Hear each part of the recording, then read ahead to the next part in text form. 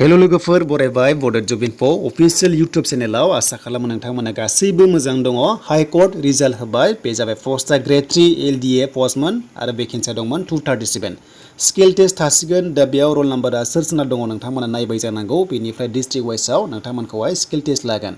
दा बेखायनो भिडिअ खालामनाय जाना बेनो नोंथांमोननि SLRC नि बेयावबो नोंथांमोनखौहाय स्किल टेस्ट लागोन होननानै गोबां नोंथांमोना मिथिखाबाय।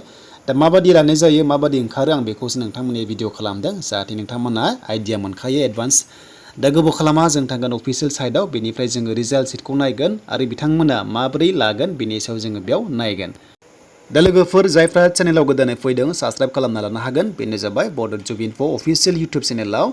दा लोगोफोर बे एग्जामा जादोंमोन थांनाय मेनि 22आव। बेनिफ्राय नोंथांमोननि माखासे रिजाल्ट ओंखारबाय आरो बेयाव नोंथांमोनखौहाय लिंहरगोन स्किल टेस्टनि थाखाय एबा भाइभा टेस्ट इन्टारभिउ नोंथांमोनखौहाय लानाय जागोन।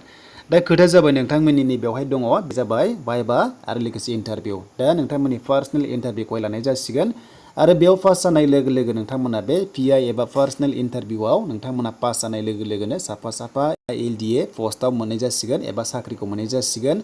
आरो बेनो जाबाय नै बेयाव लागोन नोंथांमोननि Guwahati high court new block second फ्ल'राव नोंथांमोनखौ लानाय जागोन आरो बेवहाय। दा जायफ्रा बेयाव रोल नम्बर दङ बाक्सा बरपेटा धेमाजि तिनसुकिया नोंथांमोननिया जागोन 22 आगस्टआव जागोन आरो बिनिफ्राय नोंथांमोननि बरपेटा चिरां बङाइगाव बेनिफ्राय हाइलाकान्दिया जागोन 23आव। बेनिफ्राय नेक्स्टआव दङ डिब्रुगड़ दरं हाइलाकान्दि 24आवनो दङ। जरहाट कार्बि आंलं 25आव। बेनिफ्राय 26आव नोंथांमोननि कामरुप लखिमपुर दङ। बेनिफ्राय कामरुप गवालपारा लखिमपुर क'क्राझार 30 आगस्टआव जागोन। बेनिफ्राय 31आव नुदों शिबसागर करिमगन्ज जागोन। बेनिफ्राय सेप्तेम्बर 1आव नलबारि मरिगाव आरो बेनिफ्राय नलबारि दङ धुब्रि दङ मरिगाव नगाव 2 सेप्तेम्बराव माखासे रोल नम्बर वाइसआव जागोन आरो बेखौ नायनानै ला। बेनिफ्राय जोंहा सेप्तेम्बर 3आवबो दङ एन्ड लोगोसे नोंथांमोना बेयाव नुनो मोनदों गोबां रोखोमनि दङ। बे PDF फाइलखौ नोंथांमोनाहाय डाउनलड खालामनानै लानो हागोन। दा नोंथांमोना स्किल टेस्टआव एबा अरेलाव माबादि लांफानांगौ बेखौसो नोंथांमोननो बेयाव आपडेटखौ होदों। जेरै नोंथांमोना डाइरेक्ट रिक्रुटमेन्टआवबो मोनगोन नालाय SLRC आवहाय मा लांफानांगौनो बेनो जाबाय नोंथांमोना जेब्ला बेबादि पास जायोना अब्ला नोंथांमोननि क्वालिफिकेसननि गासैबो सार्टिफिकेट लांफानांगोन अरिजिनेलखौहाय लोगोसे जेरक्स कपि खालामनानै सेल्फ एटेस्टेड नोंथांमोना होनांगोन आरो नोंथांमोनखौ बेयावनो डकुमेन्ट्स नोंथांमोनखौहाय भेरिफिकेसन खालामगोन आरो बेयाव गासैबो अकेबा नोंथांमोनखौहाय इन्टारभिउ लानाय जागोन आरो जायफ्रा पास जायो नोंथांमोनाहाय साख्रिखौ मोननाय जागोन। डकुमेन्ट्सआ मा लांफानांगौ नै बेबादि रोखोमनि लांफानांगौ जायो। बेखायनो बयबो नोंथांमोना रेडि खालामखा जाहाथे नोंथांमोना गासैबो डिटेल्सखौ मोननो हायो। दा स्किल टेस्ट एबा अरेल टेस्ट एबा पार्सनेल इन्टारभिउ नोंथांमोननि SLRC आव थागोन।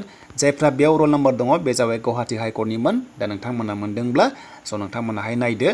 दा जोंनि उदालगुरियाव साबेसे लांखो आं बेखौ नोंथांमोननो दिन्थिनोसै। दा जोंनि उदालगुरियाव दंमोन नोंथांमोना नुनो मोनदों बेनो जाबाय गासै 7 लांदों नाथाय पोस्टआ STआ सासेल' दंमोन। दा बेयाव नुदों नै नोंथांमोना नुनो मोनदों। दा लोगोसे जोंहा जेनेरेलावबो सासे दंमोन। दा नोंथांमोना बेयाव नायदो नै गासै 7खौ लांदों स्किल टेस्टनि थाखाय। दा जायफ्रा दङ अल दा बेस्ट थाबाय जाहाथे मोजां होना फैयो आरो नोंथांमोननि साख्रिया जाना फैयो।